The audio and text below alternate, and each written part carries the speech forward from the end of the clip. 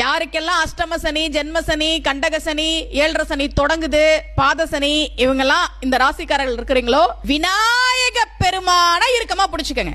ஏன்னா இரண்டே பேரால தான் சனி பகவான் இன்னைக்கு வரைக்கும் கஷ்டப்பட்டு இருக்கிறார். ஒருத்தர் விநாயகர், இன்னொருத்தர் ஆஞ்சநேயர். விநாயகரை பிடிக்க வந்தப்போ சனி பகவான் சொன்னாரு, நான் எல்லா தெய்வங்களையும் பிடிச்சிருக்கிறேன், நான் வந்தா தெய்வங்கள் சில நிமிடங்கள் அந்த சாக்கடைக்குள்ள ஒளிந்திட்டு இருக்கிற சூழல் கூட வந்துச்சு, நீ தயாரா இருந்துக்கோ. விநாயகர் சொன்னார். அப்படியா, இதை எழுது, இன்று போய் நாளை வா.